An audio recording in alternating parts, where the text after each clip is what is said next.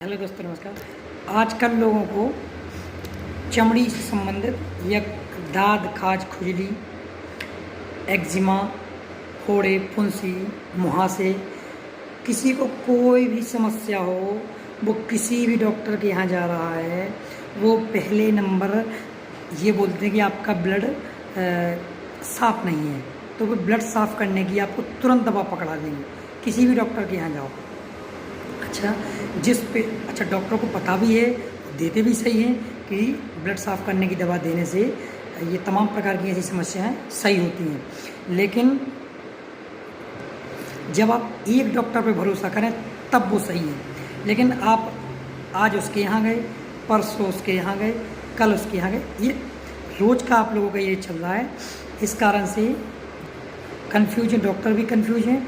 और लेकिन क्या आपको पता है कि ये जो ब्लड साफ़ करने की दवा होती है, इससे भी कई प्रकार के ऐसे नुकसान होते हैं।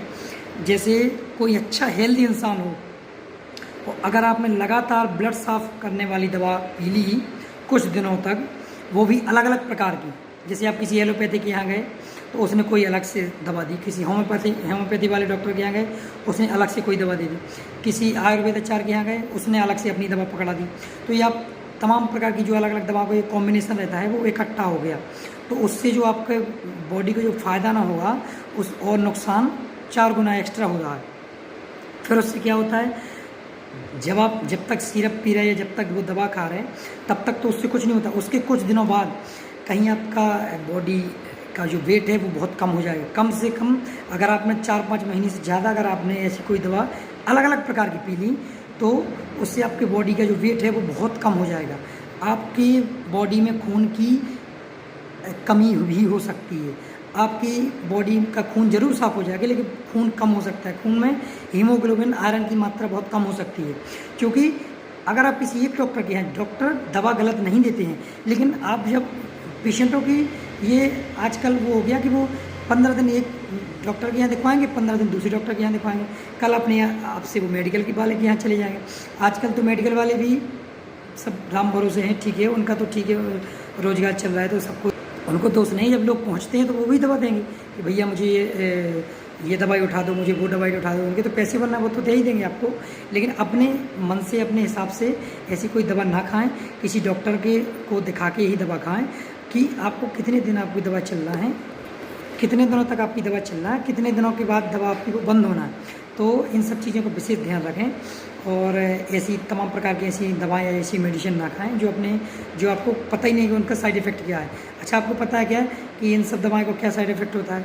ये दवाएं जो आप अपने हिसाब से खाते हैं, ये आपको फ़ायदा करती हैं, कितने दिन बाद इसको आपको नुकसान होता है। फिर कुछ दिनों बाद पता चला कि किसी को बहुत खून कम हो गया, बोले अब तो उनको 3 ग्राम खून कम बचा है। अब बोले उनका बॉडी वेट, उनका पहले 70 किलो था, अब बोले उनका बॉडी वेट 50 किलो बचा। तो ये तुरंत आपको वो समस्या क्रिएट नहीं होती, लेकिन 6 महीने, साल, 1 साल बाद ये समस्या आपको, इन सब समस्याओं को झेलना पड़ेगा। तो इन सब चीज़ों का विशेष ध्यान रखें। और हाँ, इन सब चीज़ों की अगर ऐसी कोई समस्या आ रही है, आपको दाँत, खाज, खुजली हो रही, तो पहले तो देसी चीज़ों का उपाय करें। कि जैसे पहले के ज़माने में नीम के पत्ते खाए जाते थे, और ऐसे तमाम प्रकार के जैसे पहले थे, बैक्टीरिया साफ़ करें, और ऐसे पहले तो देसी चीज़ें अपनाएं। फिर इसके बाद कहीं आपको अगर लग रहा है कि आपकी फोड़े, फुंसी, दाँत, खाज, खुजली नहीं ख़त्म हो रहे, तो किसी अच्छे चिकित्सक के यहाँ जाएँ और उनको दिखवाएँ और अपनी दवा कराएँ। कुछ पहले तो इसमें सबसे बड़ी ये है कि आप जैसे आपकी बॉडी में कहीं भी दाँत, खाज, खुजली हो रही, तो पहले तो अपनी बॉडी को साफ़ सफाई रखें। और जैसे कोई भी साबुन वगैरह हुआ तो ये तमाम प्रकार की साबुन न लगाएं। अगर हो ज़्यादा, जिसको कहीं भी अगर बॉडी में दाँत, खाज, खुजली हो रही, तो पहले तो थोड़ा सा गुनगुना पानी से उस जगह को बार बार धोएं। सुबह के टाइम नहाते समय, ऐसा नहीं बार बार कि मतलब दिन में 2-3 बार धोएं, लेकिन सुबह के समय अच्छे से धोएं। अच्छा, जो कपड़े हैं आपके उनको भी गुनगुने पानी से धोएं। और जो कीटाकोनाजोल वगैरह के साबुन आते हैं तो वो लगा सकते हैं। अगर कुछ ना मिले तो आप ज़्यादा ना हो सके तो आप डिटॉल साबुन लगाएं। और नीम की पत्ती ज़रूर, 4-5 नीम की जो मुलायम पत्ती होती है वो ज़रूर खाएं सुबह के टाइम खाली पेट। और अच्छा, जिन लोगों को दाँत खाज खुजली होती है उन लोगों से के साथ न लेटें, न उनको लोगों के साथ उनके बिस्तर पे न लेटें, उनके लोगों के जैसे किसी की तौलिया, किसी के कपड़े न पहने। क्या पता किसको कौन सी बीमारी, कोई लोग नहीं बताते कि मुझको ये बीमारी है, मेरे कपड़े न पहनो। जिसको होगी वो ज़रूर तुमसे कहेगा ये मेरे कपड़े पहन लो, ये मेरे कपड़े पहन। किसी को आपके स्वास्थ्य से कोई लेना देना नहीं है, उनको तो बस ये है कि बस सबका चल रहा है। और आप लोग चाहे जितने भी गरीबी में रह लें, लेकिन किसी के कपड़े ना पहने, इस चीज़ का विशेष ध्यान रखें। और कपड़े पहने तो बहुत साफ़ करके पहने, साफ़ सफाई करके पहने। किसी की ना तो तौलिया यूज करें, ना किसी के कपड़े यूज करें। इन सब बातों का विशेष ध्यान, साफ़ सफाई रखें। और हाँ, कभी भी मेडिकल पे जाके एक अपने मन से कोई भी दवा ना लें। जाएं किसी अच्छे चिकित्सक के यहाँ जाएं, दवा लें और खाएं। जितने दिनों का डोज है वो पूरा करें। क्या होता है कि चमड़ी का कोई भी इन्फेक्शन हो, उसका जो डोज रहता है वो लगभग 1-2 महीने से ऊपर ही का होता है। तो कहने का मतलब कि अपने मन से दवाई ना खाएं, क्योंकि आप 15 दिन किसी और की दवाई खाएंगे, 15 दिन किसी और की दवाई खाएं तो आपका पूरा मेंटेनेंस गड़बड़ हो जाएगा।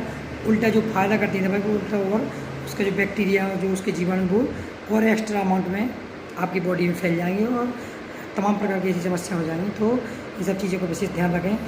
और फिर भी अगर किसी की दाँत खाज खुजली सही नहीं हो रही है तो आप यूट्यूब पे मेरा चैनल सर्च कर सकते हैं डॉक्टर अंशुल पाठक के नाम से, या कॉन्टैक्ट नंबर से मुझसे बात कर सकते हैं, उसमें डला है मेरा नंबर, तो कंसल्ट कर सकते हैं आप मुझसे। और हाँ, एक चीज़ और है, जो लोग यूट्यूब पे और ये सोशल मीडिया पे जो तमाम प्रकार की जो डॉक्टर्स, आयुर्वेदाचार, ये तमाम प्रकार की दवाइयाँ बता रहे हैं कि ये दवाइयाँ खाओ, वो दवाइयाँ खाओ, ये दवाइयाँ खाओ, तमाम प्रकार के साबुन, लोशन, तो इन सब दवाइयों से बचें। उन लोगों को वो अपने हिसाब से सब लोग सही बताते हैं, लेकिन जब तक आप डॉक्टर के पास स्वयं नहीं जाएंगे, वो डॉक्टर कैसे आपको देख लेगा? यूट्यूब से देख लेगा क्या आपको? फेसबुक से देख लेगा क्या आपको? दूर से कैसे पता लग जाएगा आपका कि आपकी बॉडी में क्या है, साइन और सिम्टम्स बन रहे हैं, कहाँ खुजली हो रही है आपको, क्या चीज़ खा रहे हैं आप, मीठा खा रहे हैं, खट्टा खा रहे हैं, नमक खा रहे हैं, कहाँ रह रहे हैं, सीमेंट का काम कर रहे हैं, कचड़े का काम कर रहे हैं, या कमरे में रह रहे हैं, एसी में रह रहे हैं, या धूप में रह रहे हैं, ये सब आपको डॉक्टर को आप बताओ, तब वो आपको मेडिसिन सजेस्ट करेगा, तब वो आपको मेडिसिन देगा। ऐसे अपने हिसाब से दवाइयाँ ना खाएं कि कहीं भी जाके अपने हिसाब से दवाइयाँ ली और खा ली। इन सब से आपको बहुत साइड इफ़ेक्ट हो रहे हैं। मुझे उससे कोई लेना देना नहीं है। मेरा जो उद्देश्य है वो केवल ये उद्देश्य है कि लोग स्वस्थ रहें और समृद्ध रहें और अच्छे से रहें। मुझे आपसे कोई सैलरी नहीं मिल रही कि मैं आपको वो कह रहा हूँ कि आप मुझे कुछ दें आगे। मेरा तो ये मतलब है कि आप लोग स्वस्थ रहें, हम भी स्वस्थ रहें, आप स्वस्थ रहेंगे तो हम स्वस्थ रहेंगे। और इन सब चीज़ों से बचें। धन्यवाद दोस्तों।